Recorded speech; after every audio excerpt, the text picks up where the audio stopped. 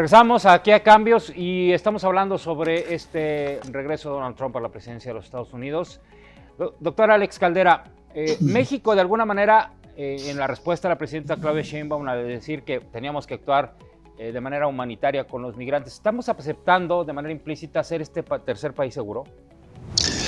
Bueno, yo veo con buenos ojos por lo menos ese discurso en términos pues de que diferenciarse precisamente del discurso agresivo y obviamente inhumano que sí lo tiene el gobierno de Estados Unidos. Por ese lado, obviamente esto tiene implicaciones, como bien tú lo subrayabas hace rato, de política pública y de efectos pues de responsabilidades que vienen a cargársele a México pues como la principal frontera con ese país y donde provienen nacionales que quieren emigrar para allá, pero sobre todo somos país de tránsito de una gran cantidad de migrantes de pues varias partes del mundo, ¿no? Ya no podemos decir que solo de Centroamérica, sino pues obviamente del Caribe, inclusive de África, que han estado pasando por nuestro país por acá, ¿no? Inclusive, ¿no? De otras nacionalidades que han estado pues reconociendo que están pasando por este país. Y en ese sentido, México, a mí lo que me preocupa es que no está diseñando una estrategia de intervención internacional que, pues obviamente, no es que le aligere la carga, pero sí que enfrente el problema de una forma coordinada con otros países, ¿no? Principalmente con aquellos desde donde provienen también muchos de estos migrantes. Es decir, México debe generar una estrategia diplomática a nivel internacional, regional principalmente, ¿no? Centroamericana, sudamericana, yo creo que en términos, obviamente, un 80% de países pues, que pueden incluir estas negociaciones, donde la estrategia pues sea conjunta, es decir, obviamente nosotros tenemos la frontera territorialmente, el problema lo tenemos acá, pero obviamente si están deportando sobre todo migrantes de otros países, que obviamente, aquí solo estaban de paso, pues habría que haber una estrategia con esos países, por ejemplo, para la repatriación, para el traslado, para los apoyos, y eso ni siquiera se ha mencionado, es decir, las pláticas que esté teniendo con el gobierno de Honduras, de El Salvador, o de Venezuela incluso, ¿no? Obviamente. Claro, sí. Entonces tendría que ser una estrategia ya conjunta a ese nivel pues, de intervención, no solamente quedándonos nosotros con la responsabilidad como país. Porque hablamos de que una de las primeras acciones fue anunciar 9 centros, ¿no?, para recepción de migrantes con comidas mañana, tarde y noche. Pero, ¿qué tanto puede ser, digamos, útil estos 9 centros cuando estamos hablando de millones de, no solo connacionales, sino como ya lo refieres, Alex, de personas de otros países que van a regresar o tienen que pasar por México? No hay otra manera de que vayan a Centro y Sudamérica si no es pasando por nuestro país. Nancy. Sí, totalmente de acuerdo. Va a ser insuficiente. Yo coincido con el doctor Alex. No hay una estrategia porque yo creo que el tema, a pesar de ser tan relevante, nunca se le ha dado la importancia que ameritaba. O sea, esto tal vez se tuvo que haber previsto y no se hizo. Pero yo creo, y la migración es así, no puedes hablar de temas migratorios sin pensarlo en como la región. Multinacional, ajá, o sea, claro, son por regiones. Entonces sí, definitivamente yo creo que es algo que ya deberían estar haciendo, este diálogo con los países que están involucrados. Y la otra, si México está decidiendo ser un país receptor, pues también hacer una estrategia de legalización, o sea, de decir, a ver, ¿tienen documentos? ¿Qué sabes hacer? O sea, empezar a implementar estrategias de acogerlos, como dice el Papa Francisco, que es una de las cosas que él invita en la migración, acoger a las personas, capacitarlas, ubicarlas, o sea, ver, porque lo que es un hecho es que las personas que vienen de Centroamérica, tal vez ahorita excluyendo a El Salvador, que ya va mejorando, pero Venezuela, por ejemplo, es todo un caso, ¿no? Prefieren quedarse en México. Claro. O sea, aunque su fin último es Estados Unidos, para Antes ellos de México les resulta con muchas más oportunidades que volver a sus países de origen. Entonces, y esto lo han dicho empresarios también, por ejemplo, en la Franja Norte hay mucha capacidad de trabajo, hay trabajo para gente.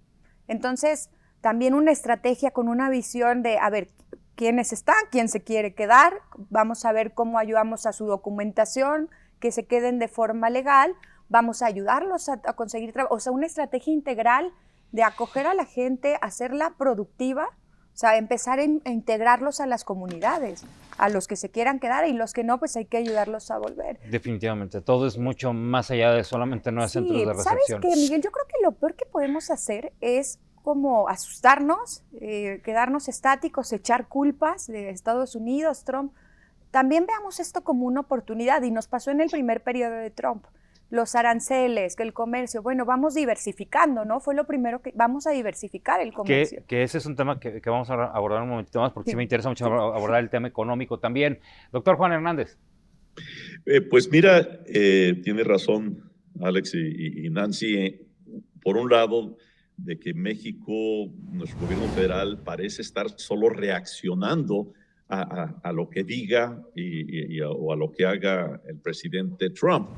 Y sabemos que Trump es un gran reaccionista también, pero deberíamos de tener un plan. Sabíamos que había la posibilidad, el 50% por lo menos, de que podría ganar el señor Trump. Sí ganó y no estuvimos listos.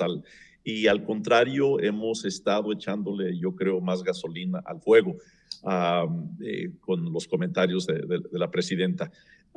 Ahora, Nancy tiene toda la razón.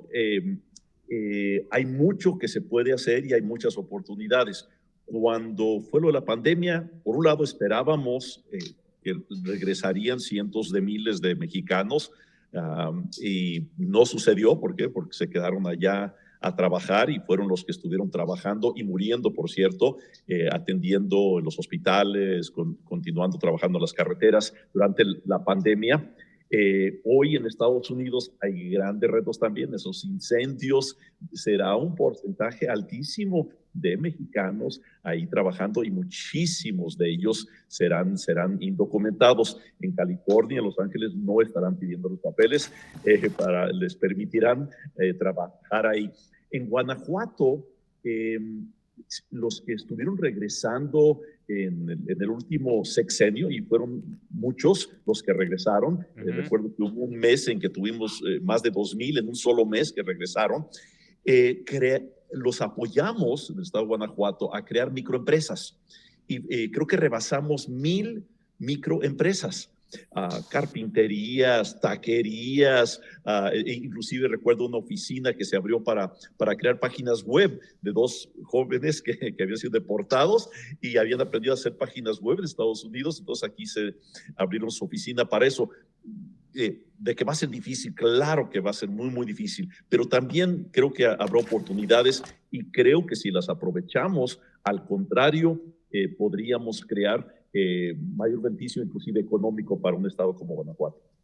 Claro, y de lo que poco se ha hablado también es de la capacidad real que tendrá Estados Unidos para deportar a tanta gente, ¿no? Porque es un costo impresionante. Estamos hablando que, por ejemplo, solo en procesos legales, hoy sabemos, de acuerdo a una publicación que esta semana hizo nuestro diario Milenio, que gastarán más de $900,000 millones en procesos legales, y en promedio cada migrante podría gastar entre 10 y 15 mil dólares en un pleito legal para evitar su deportación. Entonces estamos hablando también de qué tanta es la capacidad económica y logística de Estados Unidos para movilizar a tanta gente, ¿no?, que pretende expulsar el presidente Trump. Me gustaría pasar a otro tema que también creo que es importante dentro de estas órdenes ejecutivas.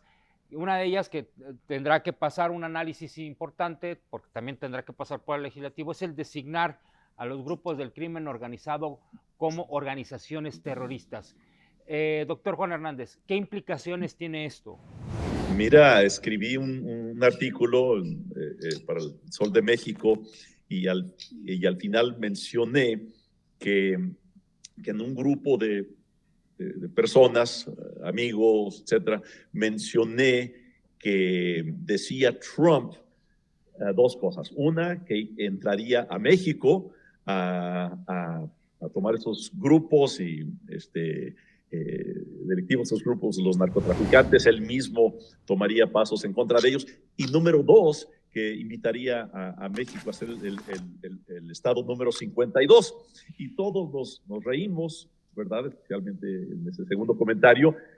Pero luego lo que me sorprendió es que muchos de ellos En cuanto a los narcotraficantes, decían, mira, obviamente no estamos de acuerdo, gente inteligente, de que invadan nuestro país, que se metan acá sin permiso, pero ya estamos invadidos, ya nos invadió el crimen en este país, inclusive en Guanajuato capital, los últimos días, ¿verdad? El asesinato de la persona, de la policía aquí en Guanajuato capital. O sea, una actitud bastante positiva de que Estados Unidos, trabajando con México, pero sí ataquen lo del narcotráfico. Sí, sin duda, importante, Nancy. ¿Qué implicaciones trae esto, no? Porque también entra el orden del Tratado de Libre Comercio, ¿no? Y de acuerdo a una de las acciones es que justo a quienes se le declare organizaciones terroristas, pues no tendría relaciones comerciales con esos países. ¿Qué implicaciones tiene esto desde tu punto de vista? Mira, yo creo que ahí también, y volvemos a lo mismo, Trump hace estas amenazas, por así decirlo, pero está el sector privado de Estados Unidos al que él pertenece también, que ya en el periodo anterior, en las negociaciones del Telecán, entraron a quite para frenar algunas cosas que los afectaban a ellos. O sea, yo qué les diría, no, es que también Estados Unidos está protegiendo intereses del mismo Trump. O sea, el sector privado estadounidense pues también está a la expectativa porque lo que ellos menos quieren es vender menos, ¿no?